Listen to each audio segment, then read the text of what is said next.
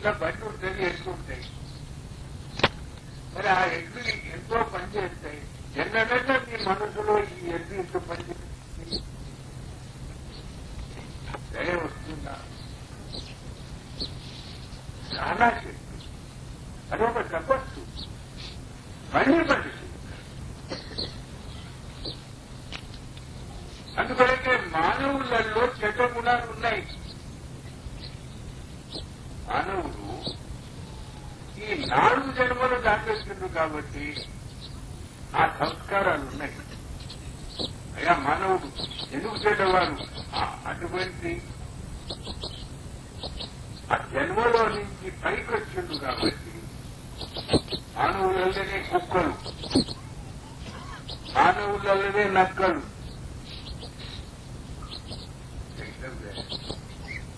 बैल गधा कुत्ता बंदर बनने की इच्छा कुछ हो, आके सत्संगत में रे अपने जन्म को तू बना.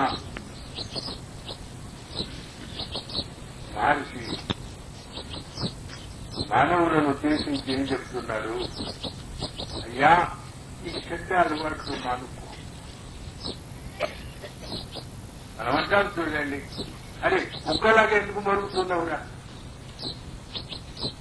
కొంతమంది తన స్వార్థాన్ని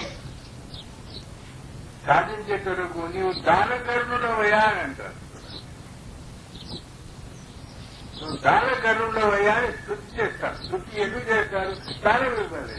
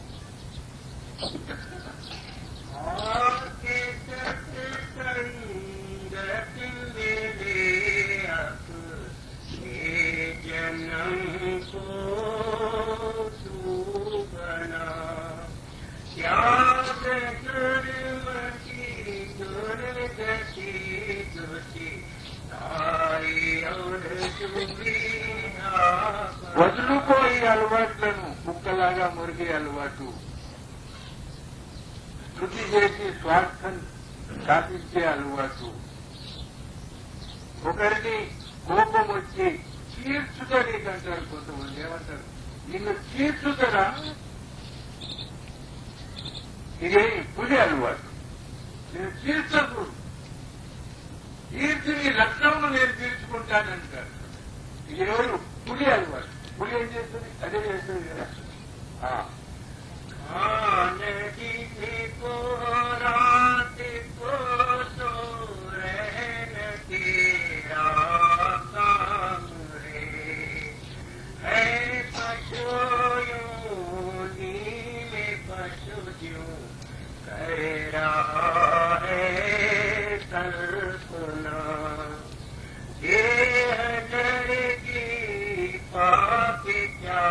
మానవ శరీరం వచ్చిన తరువాత మానవ శరీరం రావాలని 3 జన్మాలలో తపస్సు చేసి ఓర్చుకొని సహించి ఈ శరీరం వచ్చిన తరువాత మర్చిపోయి,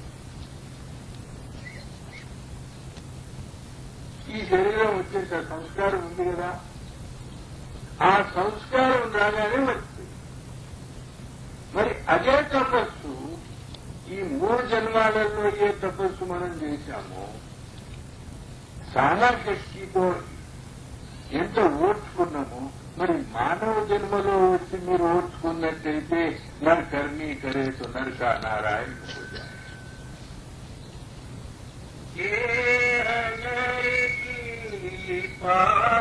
क्या करे लगा है भूल करे अंत में कहना पड़ेगा यम के हाथों ताड़ना जैसी आता तैसी बाता जैसी मति तैसी गति सुन गुरु के वचन तज करे झूठे जग की बात न शब्द का अभ्यास करे शोक जीवन प्राप्त करे. शब्द का अभ्यास.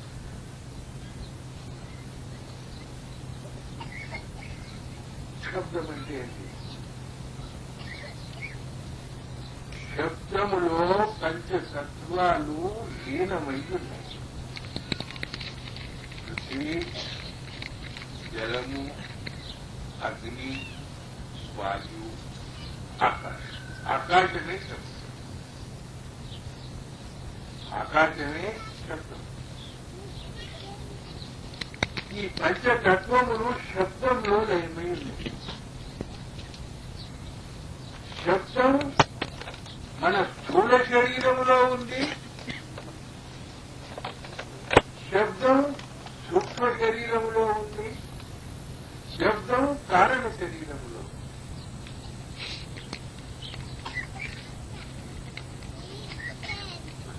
స్థూల శరీరములో ఏ శబ్దం ఉందో దానిని సాధించటం కొరకు రాధాస్వామి మతములో సహజమైన ఉపాయం చెప్తారు. స్థూల శరీరములో కామ, క్రోధ, మద, లోభములు ఉంటాయి. మనిషి కామ, క్రోధ, లోభములకు అణిగి ఉంటుంది. వీటిని అణచలేదు. పశువు సంస్కారాన్ని మనం అణచలేము. మనిషి కామాతుడై ఉంటాడు. వయస్సులో ఆ వయస్సులో ఉండి ఆ కామాన్ని అణచలేదు. కోపం వస్తుంది, ఆగలేదు.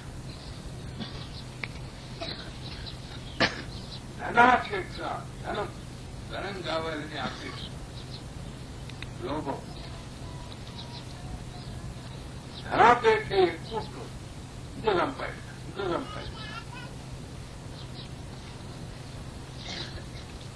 కామ, క్రోధ, మద, లోభములు మనకు స్థూల శరీరంలో బాధ పెడతాయి. దాన్ని మనం అణచలేము. అందుకు ఉపాయమేమి? సమర్థులైన సద్గురువుల యొక్క ఆశ్రయములో ఉండి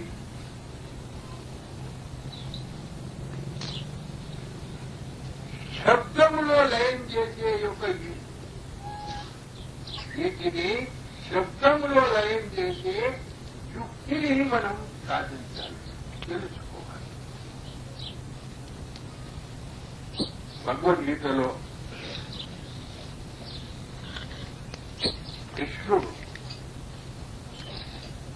అర్జునుడికి చెప్పాడు, చూడండి, అర్జున, రెండు కళ్ళ మధ్యన భూమధ్యంలో నుంచి పరమాత్మని తెచ్చే దారి మొదలైనది కృష్ణుడు అర్జునుడికి చెప్పాడు. మీరు పుస్తకాలు చూసుకో, గ్రంథాలు చూసుకో. ఎప్పుడైతే ఈ స్థూల శరీరంలో ఉండి శరీరమే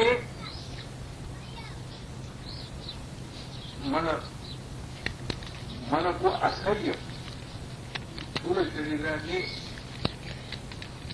తపస్సు చేసి అడవిలో ఉండి ఆఖరి బాధలను సరించుకొని మహనీయులు తపస్సు చేసి నేను సరిచేస్తారు. కానీ అవసరం లేదు.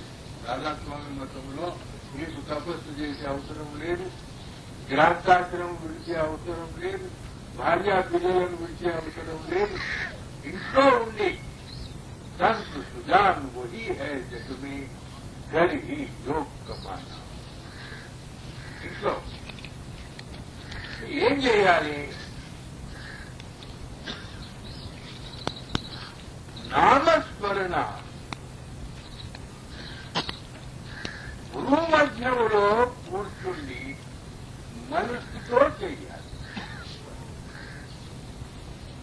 మనస్సును నిగ్రహించాలి. నేను ఇవాళ రేపు మా అమ్మాయి పెళ్లి కాలేదు, మా అమ్మాయి పెళ్లి కాలేదు, మా అమ్మాయి పెళ్లి కాలేదు. నా దగ్గర 10-18 మంది ఆడపిల్లలు వచ్చారు. ఆడపిల్లలను దొరుకుని వస్తున్నారు. అయ్యా ఈ పెళ్లే కాదు. అలహాబాద్లో సుమిత్రా కుమారుడు మా సత్సంగ సహోదరుడు, ఆయన బిడ్డకు సంబంధం ఎక్కడికి రాలేదు.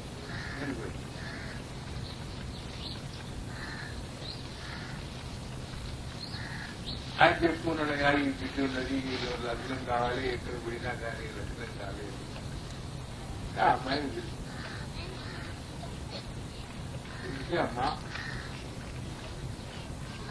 2 గంటల మధ్య సుషుమ్నా నాడిలో భూమధ్యం ఉంది ఈ పృథ్వీ స్థానం. ఈ స్థానంలో నువ్వు మనసును నిగ్రహించి రాధాస్వామి నామస్మరణ చేయి, ఈ లగ్నం అవుతుంది. పొద్దున చూడండి, మనం బ్రాహ్మణ్ పూజ చేస్తే బొట్టు పెట్టారు, ఆడబెట్టారు, ఇక్కడనే పెట్టారు కదా. స్త్రీలు బొట్టు పెట్టుకుంటారు, ఇక్కడనే కుంకుమ పెట్టుకుంటారు కదా. మీరు పూజ చేస్తే బొట్టు పెట్టుకుంటారు. మరి ఇంతవరకు మీరు ఆలోచించిందా? ఇక్కడ బొట్టెందుకు పెట్టారు, కాలు మీద ఎందుకు పెట్టారు?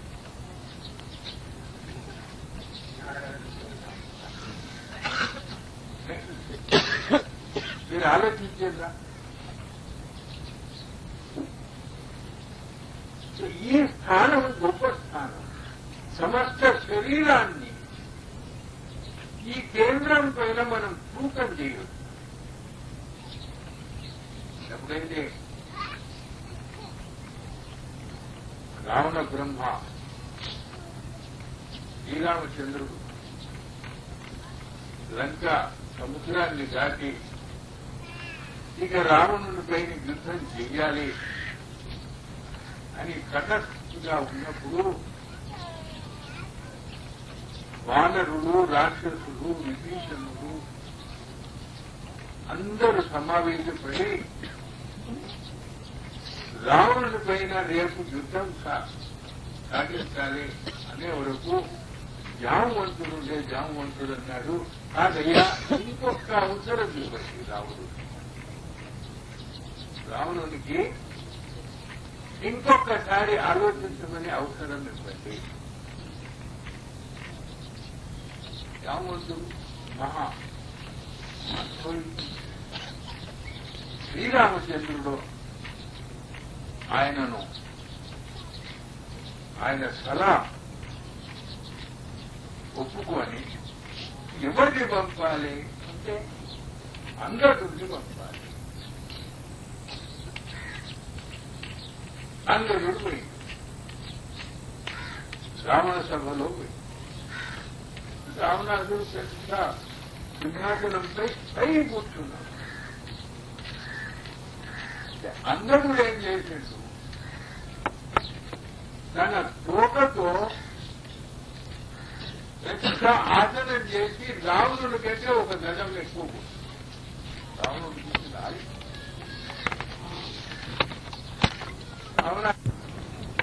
శ్రీరామచంద్రుడి దూతను నేను, నీకొక్క అవకాశం ఇవ్వాలి అని మా సమావేశంలో నిర్ణయించుకున్నారు. ఇక నీకు మంచి అవకాశం సుమా, సీతను నువ్వు రామచంద్రుడికి అప్పగించు. శ్రీరామచంద్రుడు యుద్ధం లేకుండా తిరిగిపోతాడు. మీ ధనం కావద్దు, మీ లంక కావద్దు, మీ పట్టణం కావద్దు, శ్రీరామచంద్రుని సీతకు నువ్వు ఉపదించు సుమా. రావణుడు అన్నాడు, నా దగ్గర ఎంత శూరవీరులు ఉన్నారు, ఇంత పెద్ద బలాఢ్యులైన శూరులు ఉన్నారు, వీళ్ళు ఉండగా నేను అట్లా చేయలేదు.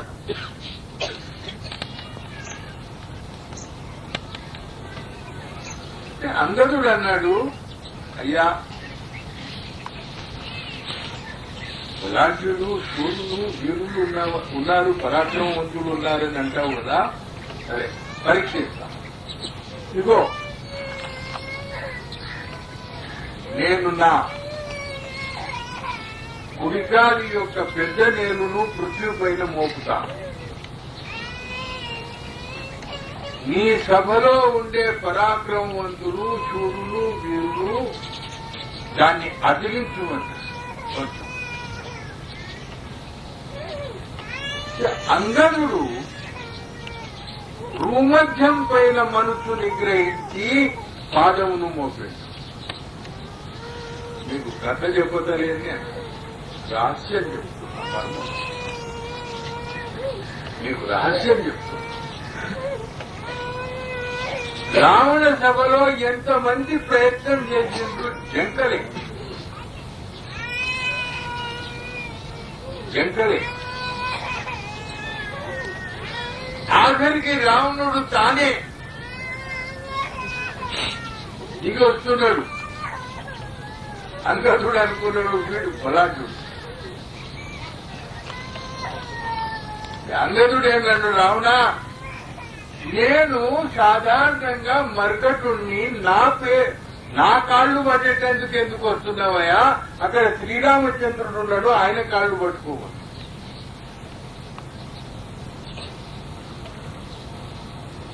చెప్పే యుక్తి ఏమి, నీ భూమధ్యంలో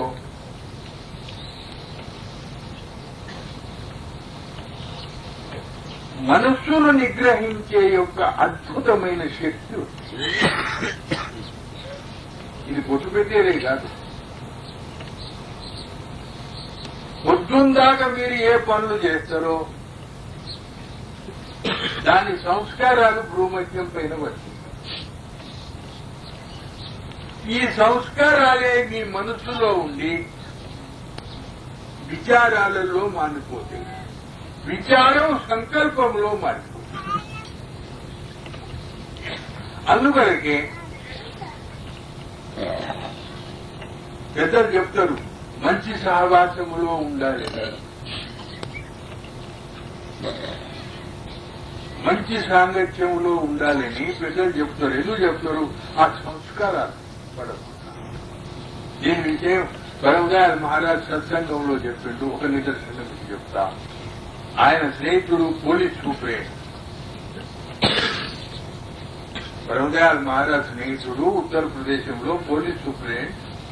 ఆయనకు 4 కొడుకులు, 4 ఎస్ఐ. పరమదయాళ్ మహారాజ్ ఆయన దగ్గరికి పోతే ఆయన అన్నాడు, అయ్యా నువ్వు అందరికీ నామదానం ఇస్తావు, నా కొడుకులకు కూడా ఇవ్వు.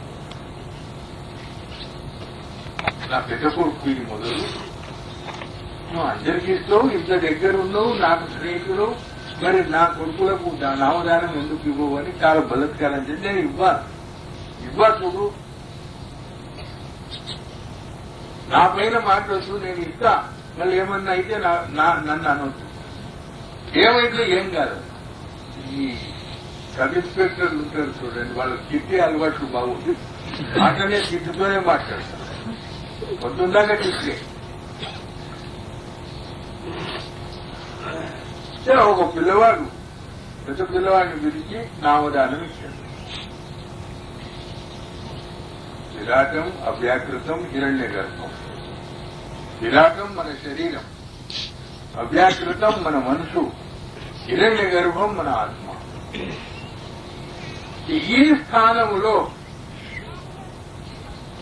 ఒక్క సంస్కారం 1000 సంస్కారాలలో మార్చుతుంది. నామదానం ఇచ్చాడు.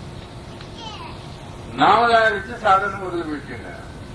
3 రోజులు సాధన చేసినాక అందరినీ తిట్టడం మొదలుపెట్టి, ఇంట్లో తిట్టడమే, అవతల తిట్టడమే, ఆఫీసులో తిట్టడమే, తిట్టి తిట్టి తిట్టి అరే ఏమైంది ఏమైంది ఏమైంది ఏమైంది. మళ్ళీ ఈయన తారీఖిండు, అయ్యా నా కొడుకు ఇట్లా పిచ్చోడైపోయిందంటే ఆపేసి సాధన అన్న. ఇక సాధన చేయకపోను ఆయన. చూడండి, ఈ భూమధ్యం ఉంది.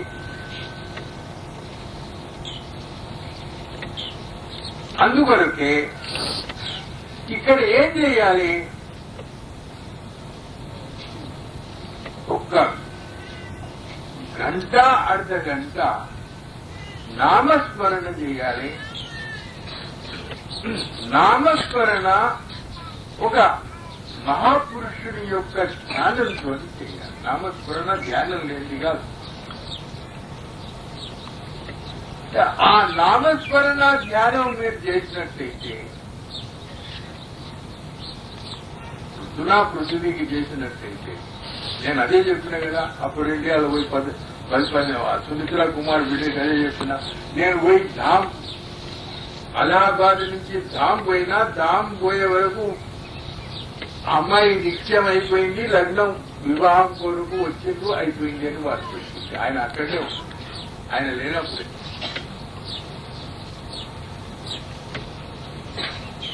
ఇటువంటి బలం నీ భూమధ్యములో ఉంది.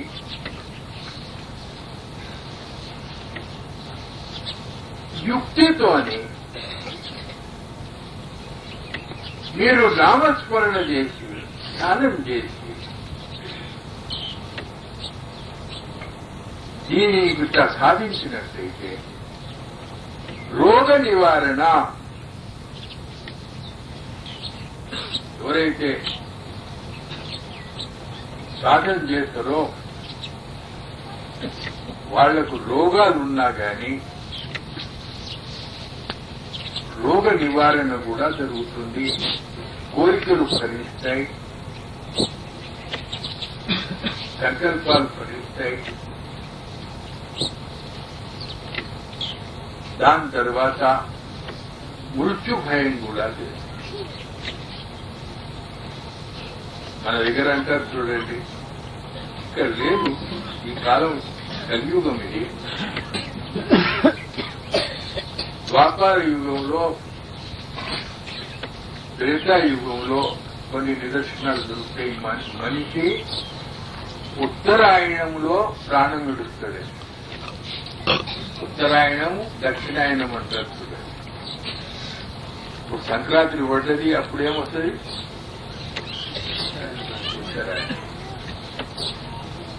సంక్రాంతి రేపు రానున్నది. ఇప్పుడు మనం దక్షిణాయనంలో ఉన్నాం, ఉత్తరాయణం.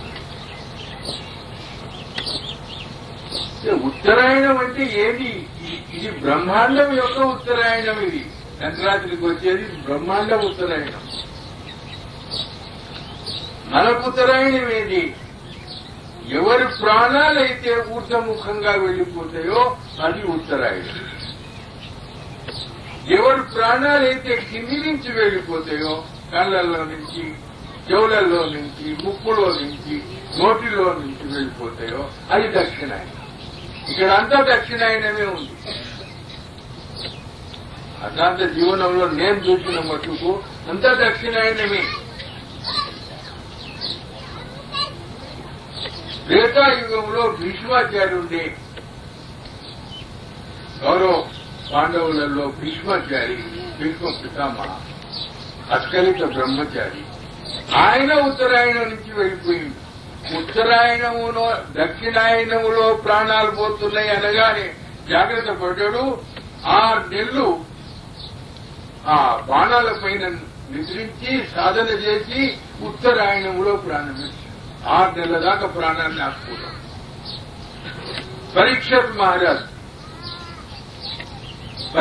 మహారాజు ఉత్తరాయణంలో ప్రాణం ఇచ్చిండు. ఇతిహాసం ఉంది కదా. అట్లనే ఈ మార్గంలో మనం గిట్ట వెళ్ళినట్టయితే హుజూర్ రాయ్ సాహెబ్ రాయ్ సాలిగ్రామ్ మహారాజ్ చెప్పినట్టు మానవ త్రైతాపాలు ఏవైతే దుఃఖాలున్నాయో ఆ దుఃఖాలతో మనం జయించవచ్చు. ఈ నిర్ధారణ ఇక నేను పొద్దునీటి సత్సంగంలో విరాటం విషయం చెప్తాను. ఇప్పుడు విరాటం విషయం అవ్యాకృతం ఏదో అది చెప్తాను. విరాటం వరకే స్థూల శరీరంలో ఉందని చెప్తాను. అవ్యాకృతం ఏంటి? అది మనస్సు లోకం. మనస్సును ఎట్లు చేయించి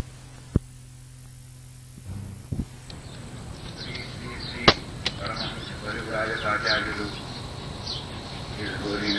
ఆనందరావు మహారాజు గారు, పరమ పూజ్యులైన కీర్తిశేషులైన శ్రీ శ్రీ శ్రీ నందూభాయి మహారాజు గారి ఉత్తరరత్నం శివమంగళసింగ్ గారి యొక్క పాదపద్మములకు నమస్కరించి వేదికను అలంకరించిన ఈ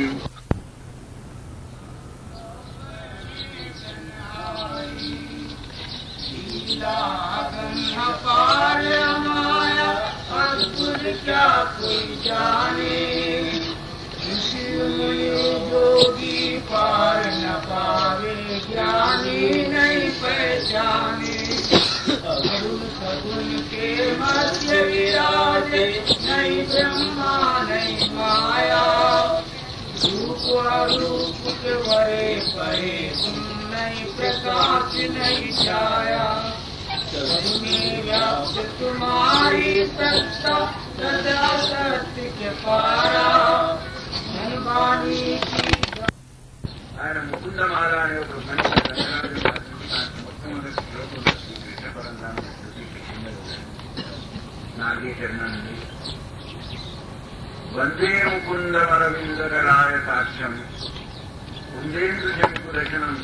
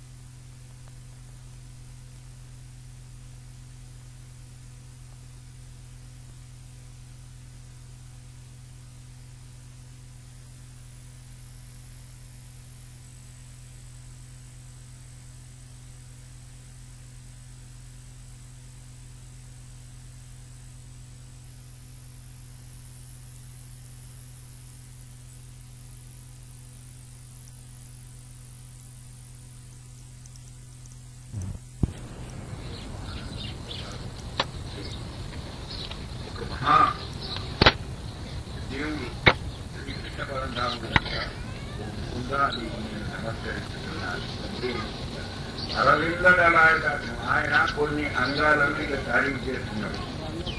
ఎట్లయితే తిరుపతి వెంకటేశ్వరులను ముఖ కమలం, కర కమలము, చరణ కమలము అన్నట్టు అరవిందరాయక, అరవిందం అంటే తెల్ల తామెరకు ధనమంతటాన్ని లెక్క.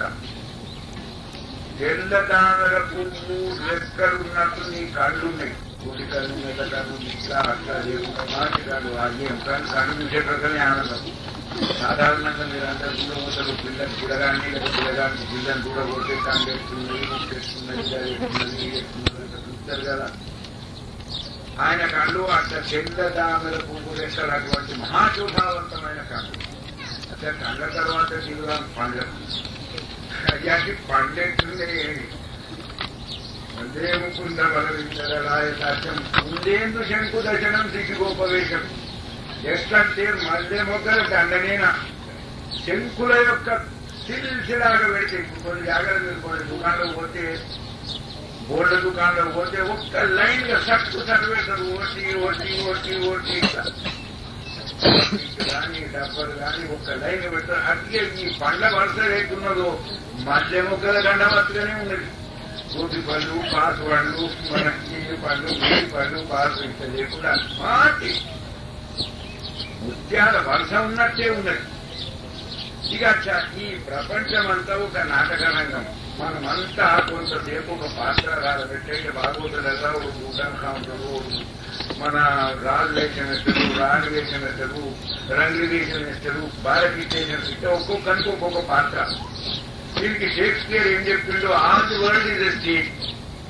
ఈ ప్రపంచమే ఒక నాటక రంగం. ये दुनिया मंजरे तमसील है, ये दुनिया जिस पर हम आप है मानेंगे अदाकार. అంటే ఈ ప్రపంచం ఒక నాటక రంగం. మనమంతా ఒక్కొక్క పాత్రధారులు. డ్రైవర్ నువ్వు, డాక్టర్ నువ్వు, వకీల్ నువ్వు, ఇంజనీర్ నువ్వు, ఇట్లా అలా ఒక పాత్రధారత్వం ఉన్నది. అట్టిగా అయ్యా ఈ నాటక రంగంలో నువ్వు ఏం వేషం చేసినావు, ఏం పాత్రధారత్వం చేసినావు? శిశు గోప వేషం. చిన్న గొల్ల పిల్లవాడు, గోపాల బాలు. కానీ ఇంత చిన్నోడిగా నీ షాన్ ఎంత పెద్దది, ఎంత ఘనం. ఎంత ఘనం అంటే ఇంద్రాది దేవగణం అందిట పాదపీఠం. 33 కోట్ల దేవతలు వాళ్ళకి అధ్యక్షుడైన ఇంద్రుడు నీ పాదపీఠం ఏదైతే ఉంటుందో మీరు చూసినట్టు పెద్ద వదిలిదాకా చాలా కింద ఉంటుంది. ఇట్లా తెచ్చేవాళ్ళు పెడతారు, ఉంటుంది హ్యాండిల్ డబ్బాఖాన్గా ఒక బెంచ్ ఉంటుంది, కూర్చుండి జాబులు రాసేటందుకు పెట్టారు. లేక మదరసాలలో కూడా ఒక ఉంటుంది ముందట కూర్చుంటుంది, హ్యాండిల్ మీరు అటువంటి ముందట 33 కోట్ల దేవతలకు అధ్యక్షుడైన ఇంద్రుడు అలా వంగి నమస్కారం చేస్తున్నారు. ఇక దీని మీద నుంచి నీ శాంతి చేస్తుంది. ఇంద్రాది దేవగణ వంగిత భారతి బృందావనాలయం హం వసుదేవుడు. మన భారతదేశుడు 4-5 గంటలకి ఆడుంటారు. నేను ఏం చెప్పాలి, ఎక్కడెక్కడో ఉంటాడు, ఏ ఖానాల్లో ఉంటారు అని అంటారు. కానీ నువ్వెక్కడ ఉంటావు? బృందావనంలో. బృందావనాలయం వసుదేవ దేవకి వసుదేవుల కొడుకు. అది చిన్న అర్థం. దేవుని తర్వాత దర్జా ప్రపంచంలో గురువుని. అందుకు ఒక గురువు కింద వినిపిస్తాను. ఇక్కడ వినిపించకుండా దాతాదాయంటే వినిపిస్తాను.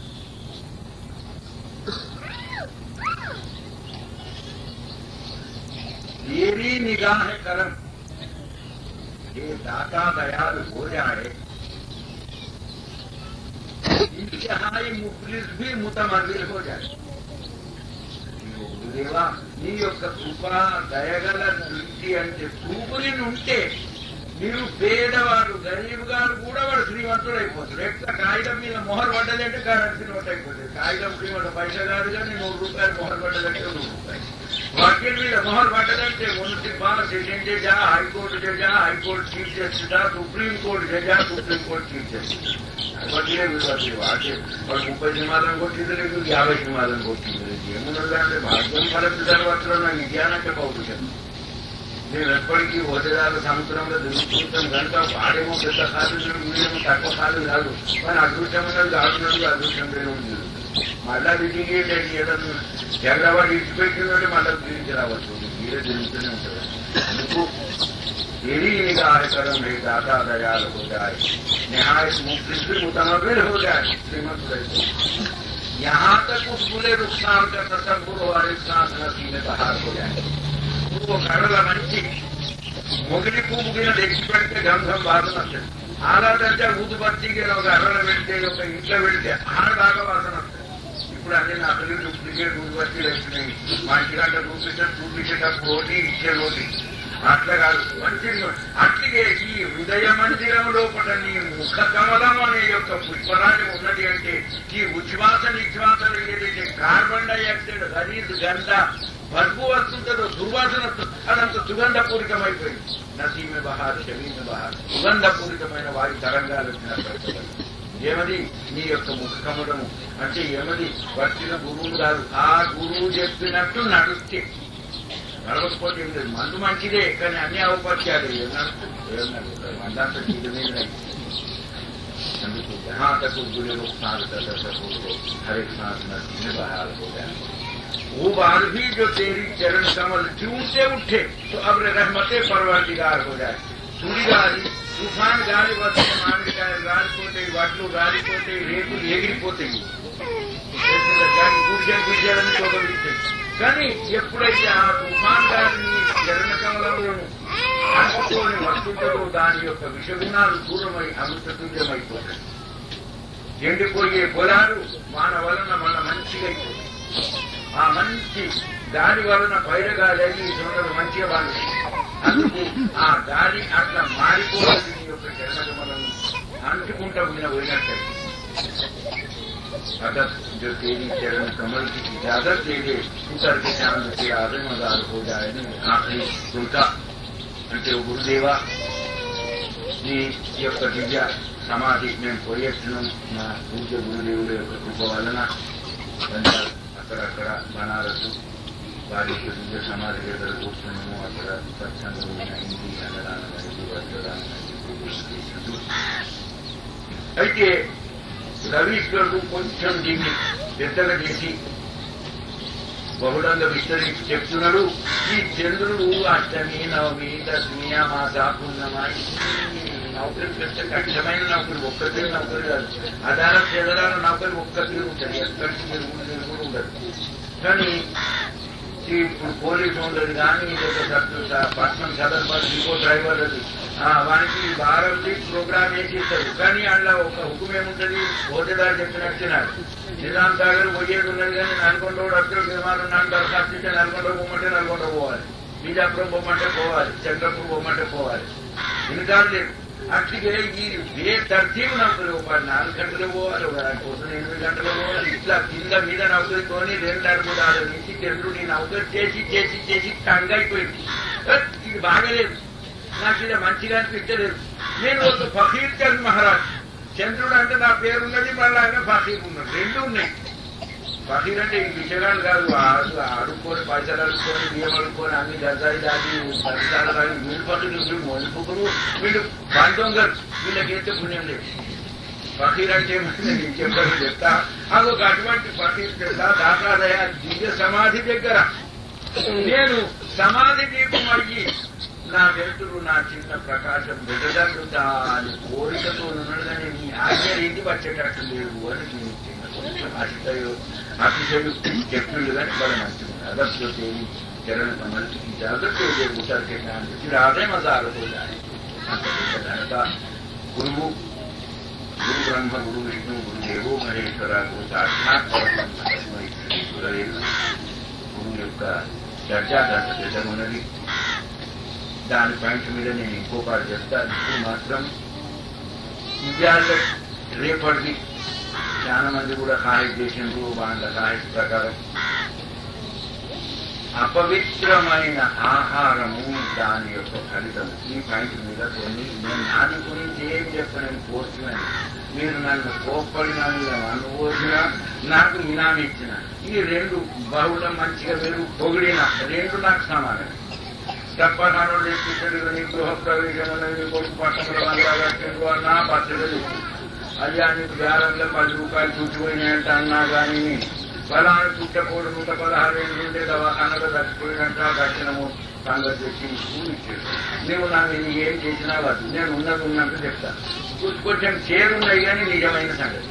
కానీ ఈ గోళీలు మీరు కొంచెం వాడికిరా చాలా లాభపడతారు. నేను చెప్తున్నా, నువ్వు తండ్రి చెప్పిన వాదిస్తున్న నిప్పున్నది, దీని మీద చేయబెట్టగానే చెప్పి తన బందీలో పోతాడు. పొలగా దాని మీద నిప్పు పెట్టే కాలు వేవాలి. అపవిత్రమైన ఆహారం వలన ఎన్నో ప్రమాదాలు, ఎన్నో కష్టాలు, ఎన్నో నష్టాలు. ఇవాళ రేపు ఎన్ని కష్ట నష్టాలు ఉన్నాయో చూపుల పరకున్నదిగా యాదుంచుకోండి.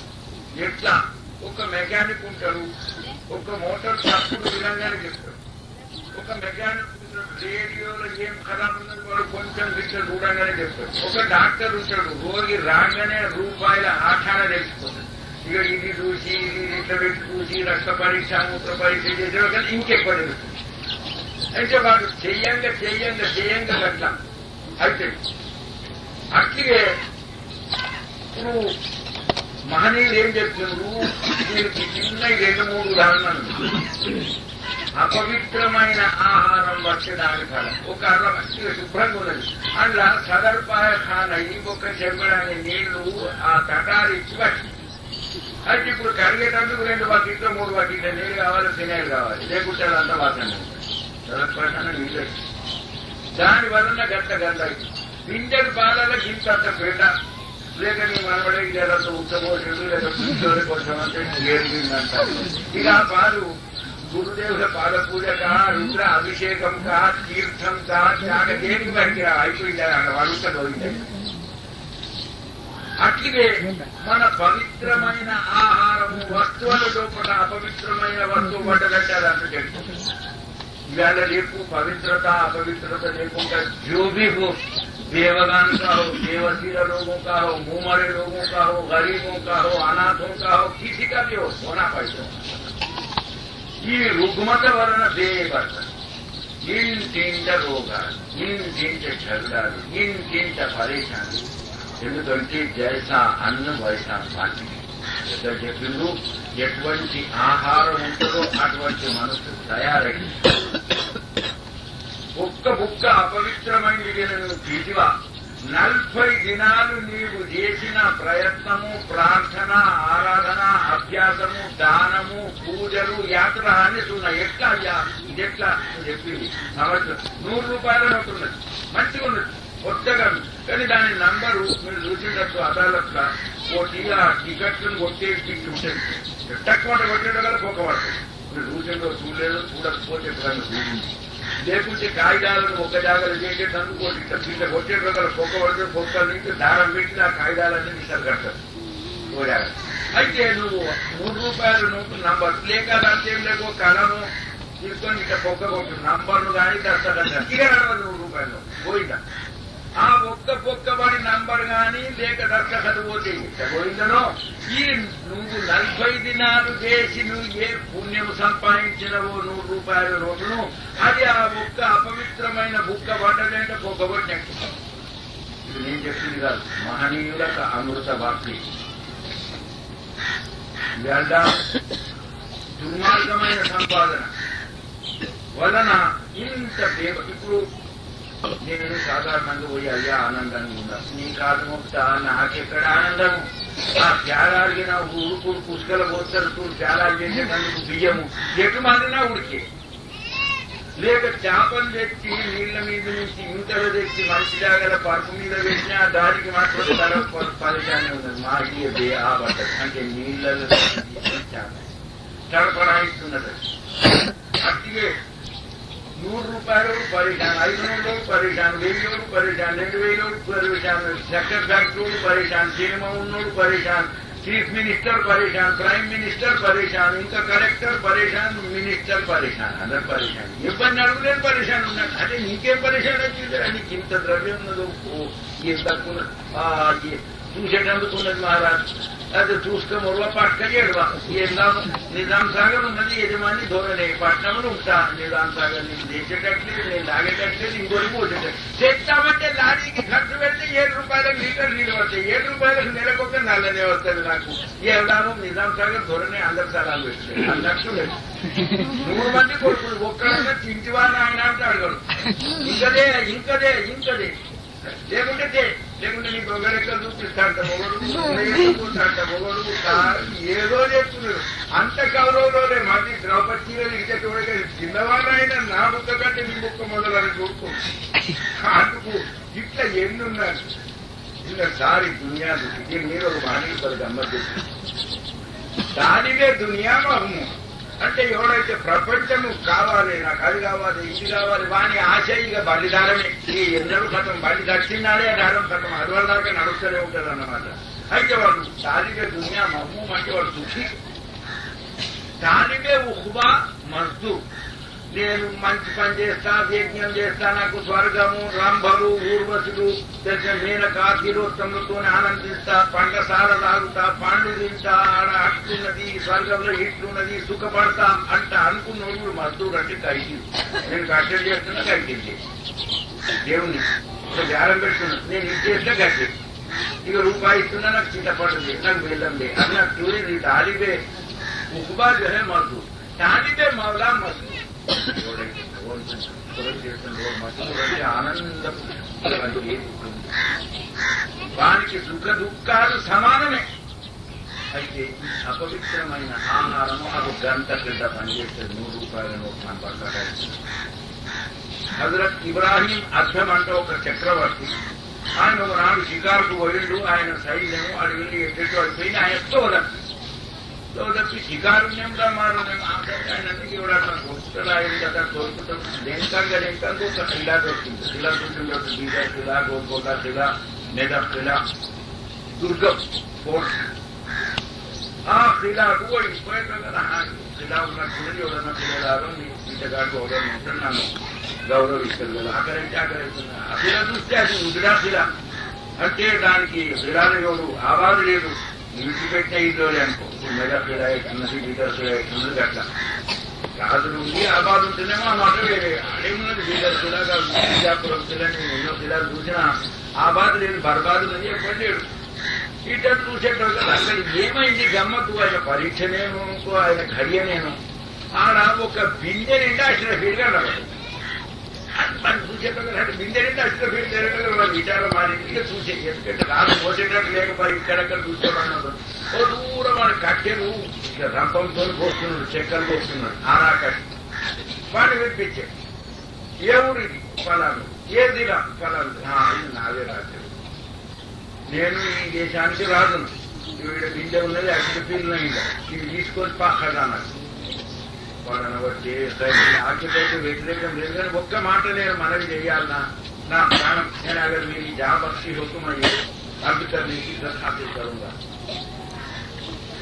అంటే ఏం భయం లేదు కదా నాకు స్థానానికి నా మానానికి. అంటే ఏం భయం లేదు. నేను వద్ద కూడా మంచి జ్ఞాని.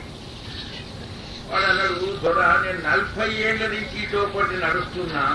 ఈ 40 ఏళ్ల నుంచి బిందె అట్లఫీ చూస్తున్నా, బాదుకున్నాను, ఉత్తబోసిపోతున్నా. కానీ ఎన్నడూ నాకు ఒక్క అట్లఫీ తీసుకుందామంటే విచారం రాలేదు. నేను నువ్వు రాజు, నీకు ఈ అపవిత్రమైన ద్రవ్యం మీద ఎట్లా నజర వచ్చింది, నువ్వు ఎట్లా రాజ్య పరిపాలన చేస్తావు అంట. తక్కువ అంటే అన్నాడు తప్పాడు. నేను గరీబ్ గాని దొరికినాడు కైకి తింటున్నా, సగం పూట తింటున్నా, ఉపోషం నీళ్లు దాగి ఉంటున్నా, మందితో యువతనని అడుక్కొని తింటున్నా. కానీ ఒక్కనాడు ఒక్కటి తీసుకుందామని విచారం నాకు రాలేదు.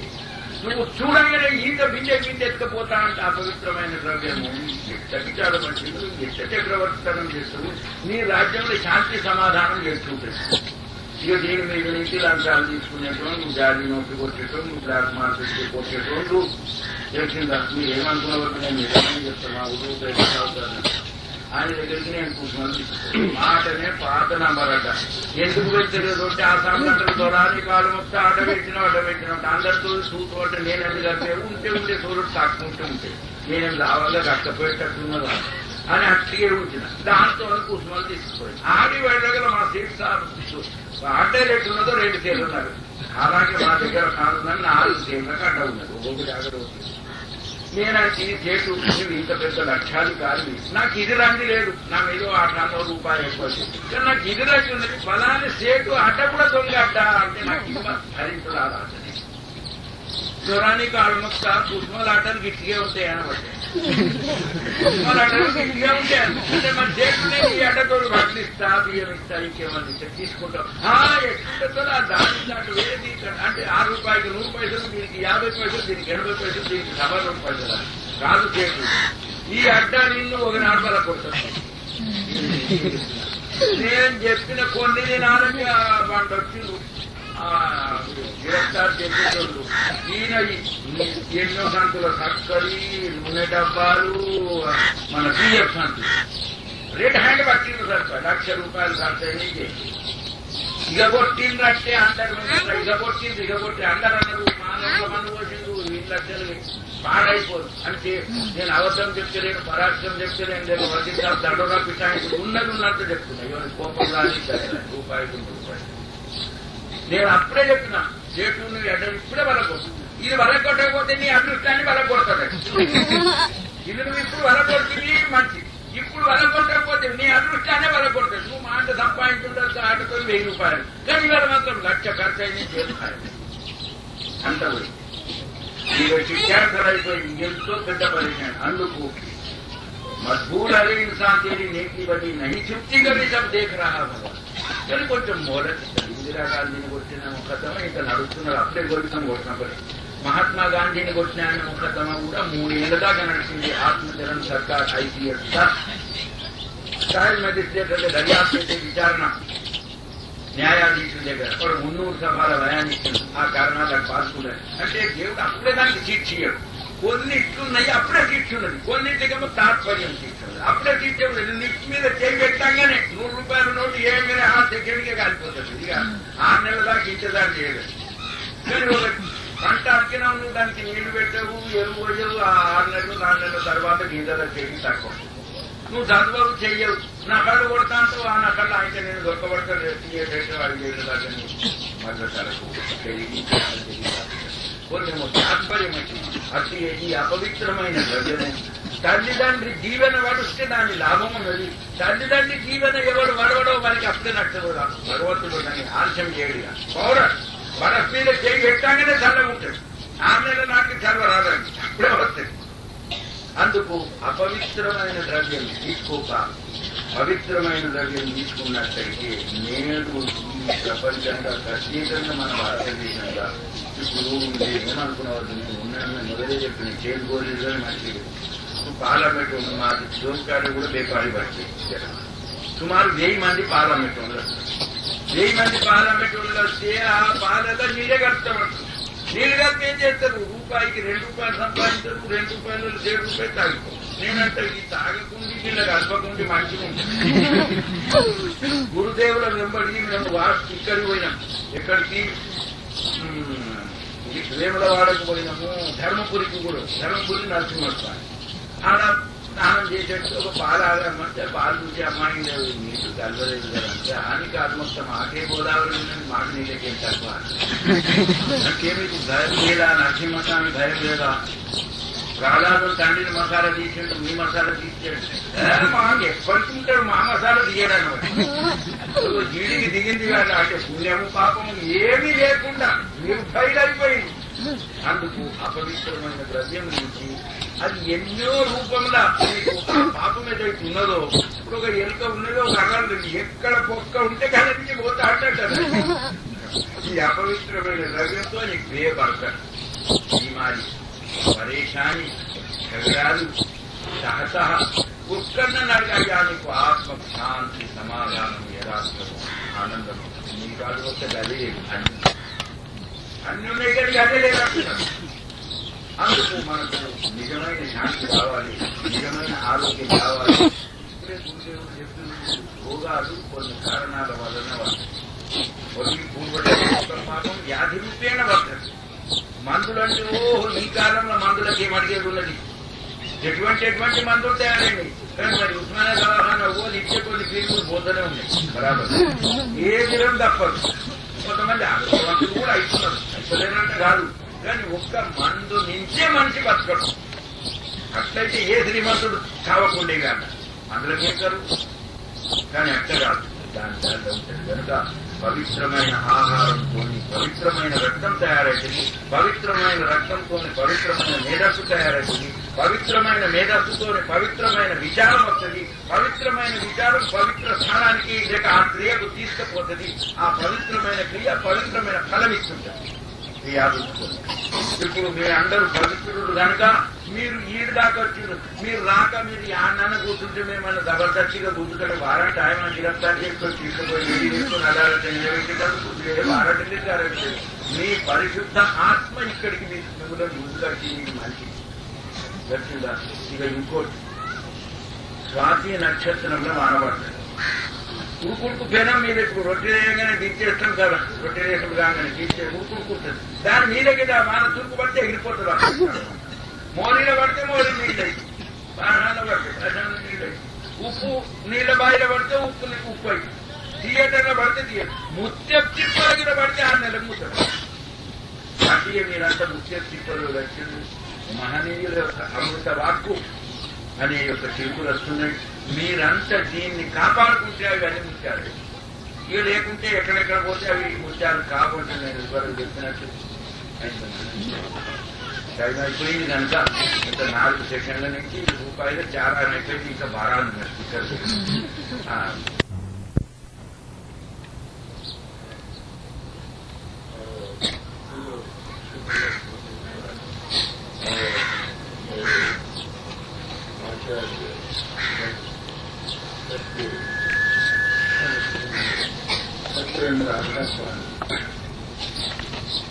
दूर दूर से आए हुए सत्संगी भाइयों को सत्संग वैसे तो मैं हर बात यहाँ आता हूँ, 3 लोग तक रहता हूँ, बुजुर्ग जाता गया सुनाता हूँ और उसकी व्याख्या भी करता हूँ। मैं आपके लिए नया नहीं, ये वार्षिक उत्सव लगभग 16 वर्षों से अच्छे ढंग से मनाया जा रहा है। 1964 में गुरु हरजी महाराज यहाँ सत्संग भवन के शिलान्यास करते हुए ये कहा, और मैं दूसरे रामेश्वर बहुत से सत्संग उनके साहित्य के निजामाबाद में भी एक अच्छा सत्संग घर हो, हरजी महाराज ने फरमाया था कि सत्संग का घर तैयार हो जाएगा, मौज मालिक से अच्छे ढंग से वो काफी तरक्की पर रहेगा, इसकी कोई चिंता नहीं है। बल्कि 2 बार यहाँ सत्संग देने हरजी महाराज आए और यहाँ सत्संग के लिए उचित था। इस तरह के व्यास में 16 दिन दूरी का व्यास आश्रम है, व्यास नगर है, और आज काफी वहाँ संख्या में लोग सत्संग के लिए दूर दूर से आते हैं। उसी तरह हरजी महाराज का ये बनाया हुआ आश्रम, इसका पालन पोषण हुजूर आनंदराव जी महाराज निरंतर पूरा वर्ष से यहाँ अपना शुभ संदेश देते हुए हजारों युवाओं को ध्यान रखें। और इस समय मेरे परम पिता हरजी महाराज के सुपुत्र आए हुए हैं, उनके लिए मेरी बड़ी इच्छा थी कि कई सालों से आप यहाँ आए और यहाँ का सत्संग देखें। और जो आनंदराव जी महाराज ने भी अपने जो विचार आप अभी सुना है, मैं संक्षेप में इस तरह से इतना ही कहता हूँ कि आप बहुत भाग्यशाली हैं, ये सत्संग मजबूत बनकर रहेगा और अच्छे ढंग पर चलेगा, इसका मुझे विश्वास पूर्ण है। मत में केवल यही शिक्षा दी जाती है कि अपना निज रूप क्या है, वो निज रूप के लिए क्या करना चाहिए, उसके साधन के लिए, उसको अनुभव में लाने के लिए गुरु आनंदराव जी महाराज ने बहुत कुछ बातें आपको सुनाई। आनंदराव जी ये अच्छे उदाहरणों के साथ आपको समझाया। तो केवल एक उदाहरण मैं देता हूँ कि गन्ना यहाँ उगाया जाता है, बांसवाड़ा और उसके आसपास गन्ना उगाया जाता है।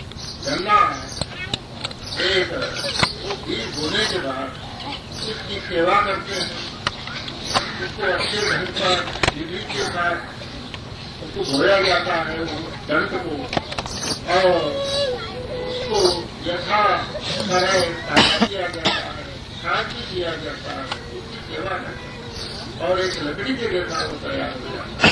उसका उद्देश्य गन्ने में क्या चीज है, मिठास है, शक्कर है, गुड़, उससे शक्कर तैयार होता है, गुड़ बनता है। वो शक्कर गन्ने में तो नजर नहीं आता, गन्ने में कोई गुड़ नजर नहीं आता, गन्ना उसमें दिखाई नहीं देता।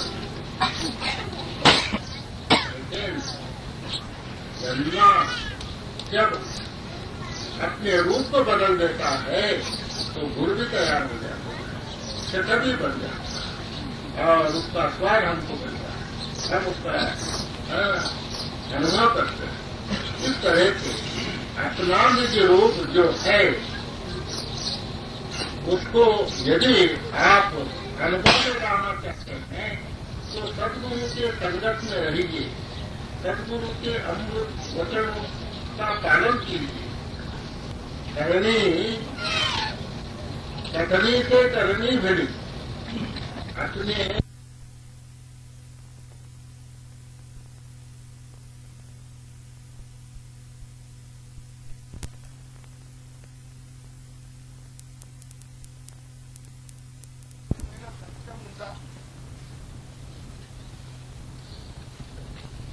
ఇంకా బట్టి ఉంటుంది, ఎక్కుంటాయి. మరి ఆ ఎడ్లు ఎంతో పనిచేస్తాయి. ఎన్నడైనా మీ మనసులో ఈ ఎడ్లు ఇంత పనిచేస్తుంది దయ వస్తుందా? చాలా శక్తి, అదొక తపస్సు, మళ్ళీ మనిషి.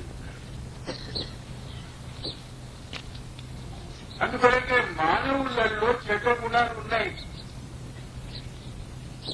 మానవుడు ఈ 4 జన్మలు దాటేస్తుండు కాబట్టి ఆ సంస్కారాలు ఉన్నాయి. అయ్యా మానవుడు ఎందుకు చెడ్డవాడు? అటువంటి ఆ జన్మలో నుంచి పైకి వచ్చిండు కాబట్టి మానవులనే కుక్కలు, మానవులనే నక్కలు.